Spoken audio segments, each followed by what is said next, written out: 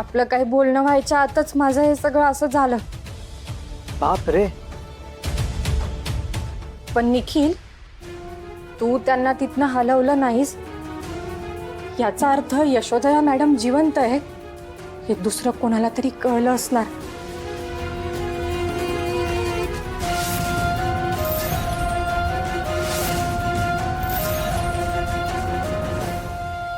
त्यांना ज्याने कोणी हलवलंय हे त्यांच्या सेफ्टीसाठी आहे की नव्या संकटासाठी?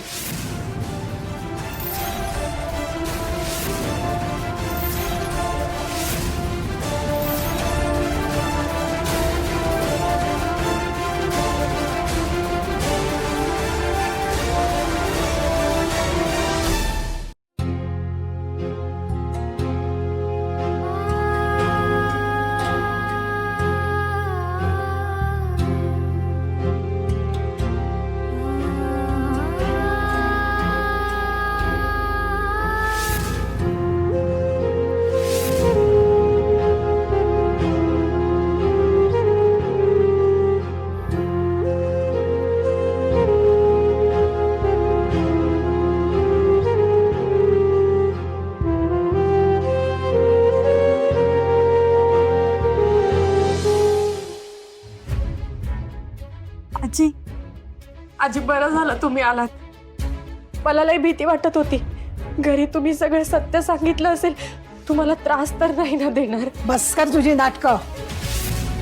किती खोटं बोलशील, उगाच थापा किती मारशील. तू इतरांना फसवू शकशील पण आम्हाला नाही, समजलं?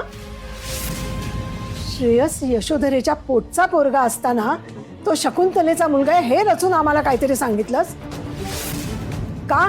कशासाठी?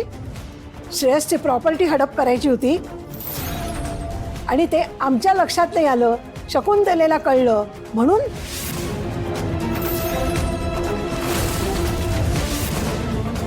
अहो आजी, असं काय करताय? ऐकून तरी घ्या माझं. आता काय ऐकायचं राहिलंय अजून? पैशासाठीच केलंस ना हे सगळं?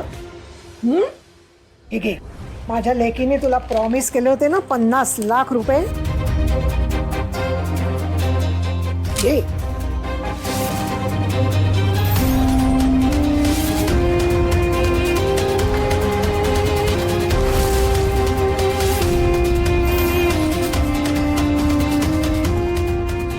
परत भडकवलं ना आत्यांनी तुम्हाला माझ्या विरोधात?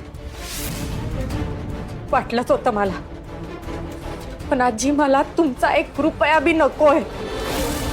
मला तुम्ही सगळे हवे आहात. मला माझा श्रेयस हवाय.